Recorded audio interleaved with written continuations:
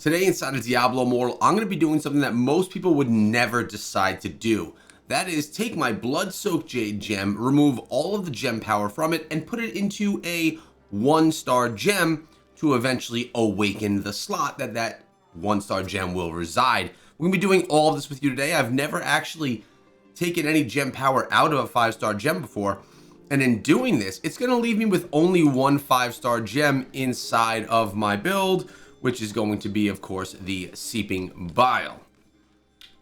Many reasons why I like the Seeping Bile, mostly because of the build that I have here. It basically makes it so that I have a damage effect over time, which Seeping Bile is going to help out with. In addition to that, we're going to replace this Blood-Soaked Jade with a 1-star gem that looks something like this one, an Everlasting Torment, which is also going to have a damage over time effect.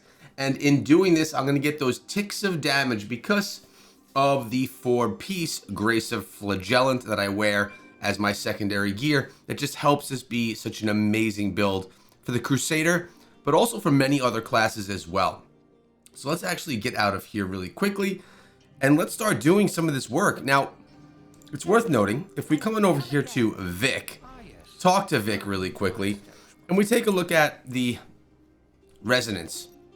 Right here in my Bladed Jambu pair of pants, I want to really make sure that when I awaken this slot, I get draw and quarter damage increased by 10%. I feel like as a Crusader, draw and quarter is something that you will always use. In every build, it's nice to hop on the horse and do something with it. So I'm going to make sure that that's done. I already have my chest plate awakened, which increases my condemn damage by 10%. And my shoulders, which is a 33% cooldown decrease on draw and quarter, plus an additional 10% on that, so 43%. I actually awakened those slots when I was still a barbarian. They're awakened now for my Crusader as well. But these pants are the goal.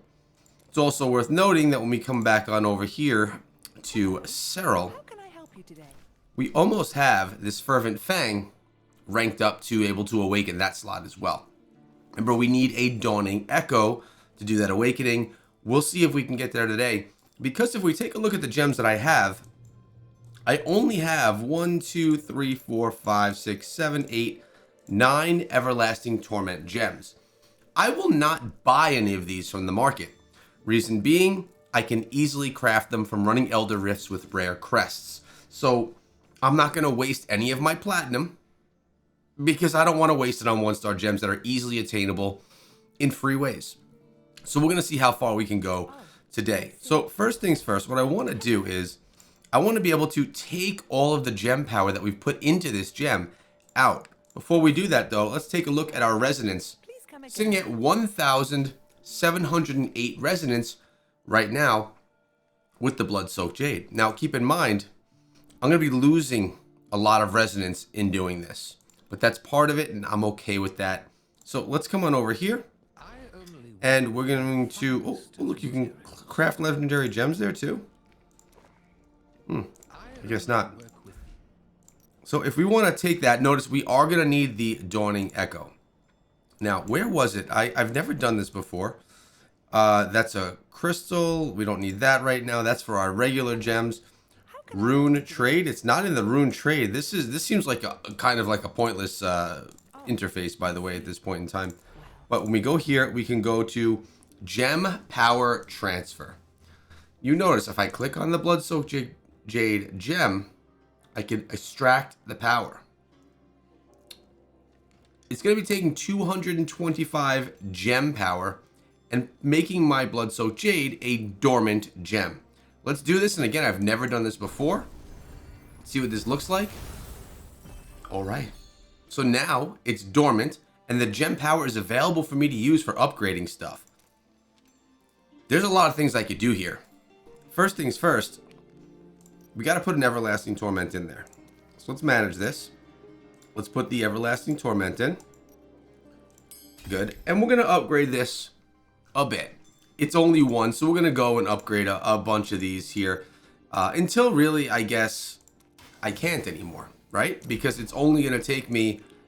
Actually, I don't know how many gems I'm going to need everlasting torments themselves to get upgraded to max level. I could possibly get it to 10 right here, but again, I'm not going to go buy any gems from the market with platinum when I could make them for free. I'm playing smart for all you free-to-play players out here. All right, so we're going to go right here. We're actually, we may be able to get it to rank 10 right now, which would actually be pretty cool. That's going to be rank 5. Now I need another everlasting torment, okay? And we need 20 gem power. Okay, right there. We're definitely going to have enough gem power to get there. We're way under what we need. I think we all we need are 1-star everlasting torments. Let's see. Boom, we're going to get the upgrade right there. The cool thing about this process is if I ever decide I want to go back and take my blood-soaked jade back into the battlefield, all I have to do is sacrifice this gem, get all the gem power back out of it, and we'll be good to go. There we go. Boom. It's so nice with 1-star gems.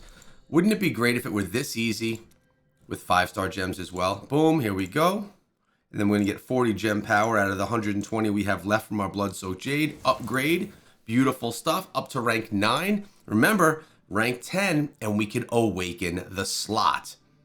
Crazy stuff, which is going to be massive amounts of damage that we gain. Here we go. It's going to leave us with 30 gem power left over that we can use for another gem. We have now a rank 10 max level everlasting torment, and as you can see, increases my resonance only by 150, my combat rating only by 44, critical hits inflict agony, dealing 30% base damage and 122 every second for 6 seconds. Each enemy cannot be affected more than once every 20 seconds. So we are here and we are max level. I could even come on in here. The Fervent Fang, actually I need a 3 and 5. We need to do a little bit more work on that Fervent Fang to get him there. It may be a bit, but that's okay. Now I wonder here if we can go awaken this slot. What do I need here to do the awakening? If I want to come over here, awaken, I need a Dawning Echo. Well, where do we get more Dawning Echoes, you might ask? Purchase from the smithing vendor or purchase in the shop? Let's head on over to the smithing's vendor and see what they have for us there. A Dawning Echo will cost you real money. Notice, if you do notice in my satchel, I have 3.3 thousand orbs. I have orbs because every single month, I'll show you in the shop, I go and I buy the Boon of Plenty. In buying the Boon of Plenty, where is it? Services, Boon of Plenty, I do get 600 eternal orbs every month. So that's how I'm getting orbs inside of the game. I don't just go straight up and buy them. But this is great because now I could use them right here. We're getting them at a discount. And we want, give you a full view here, we want the not reforged stones, although those are nice, not wisps, or Inferno Fable. No, where are they? They're in materials, I guess. Where are they? Where's my Dawning Echo? Why is it not here? I know it's here somewhere. I've bought it before. It's not under wisps. It's not under Inferno Wisps. Is it like supposed to be here but not right now? Wait a second. Let's go back to our jeweler. And let's see what else they said. There was another spot. I think it was in the shop. It said I could buy one. Let's see. Is it down here in the shop? Materials? No? Oh, here it is. Here it is. It's 1,000 orbs right here in the shop. So, 1,000 orbs. What does that actually cost inside of the game if you're getting it not at a discount? 1,000 orbs is going to cost you about, well, 1,500 is 25, so it's going to cost you about $15. But in the packages that we get, you get better deals on stuff. So we're going to go buy this Dawning Echo so that we can awaken that slot. We'll assume it costs $10 to $15 to awaken the slot. Purchasing the Echo, wham. Now we can awaken a slot, my friends. And this is something that is not free to play. You could even argue that if you wanted to go ahead and get regular 5-star gems to max level, that it could be done free to play. It would just take a long time. This process, though, cannot be. It's something that needs to be done with actual cash money. Gem Resonance, here we go. We have our Dawning Echo. The arrow is up, saying that we can awaken this slot. Shall we do it? Let's awaken it and get the Drawn quarter, increased damage by 10%. Let's get it done. Finally awakening my third slot, and in doing so, I sacrificed a blood-soaked jade gem. Man, it feels good, but it also feels bad at the same time. Like, I'm definitely going to have that more damage now. My drawn quarter is going to be more beastly as I run around on my steed. But it's, you know, my gem resonance, as I showed you in the beginning. Let's take a look at it right now. We're sitting at 1,538 gem resonance. Definitely lost some resonance, but we did gain that slot. Now, in working with this slot with gem resonance, let's go click on it and see what gems need to be placed in here. Do I have any of them? Looks like here, a trick shot. I think I do have a trick shot gem. We could put one trick shot gem inside of there, and you know what? Bam, we just gained 1 resonance, family. Isn't that nice? 1 resonance gained. Well, I always like throwing a gem in there just so it looks nice when you click on the button and it shows you got some other gems. Remember, if you don't know how this works, if you haven't really taken a look at the slot and you don't really understand how it goes, once I get this here to level 5, then I'll be able to unlock this slot right here, start putting Pain of Subjugation gems inside of there.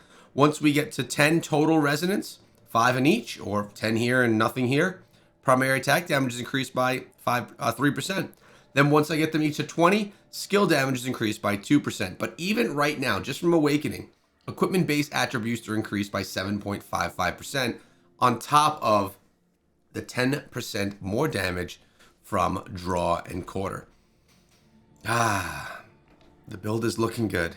It's coming along. And I still have my cough that we're fighting through. But 3 awakened slots, my friends, looks really nice.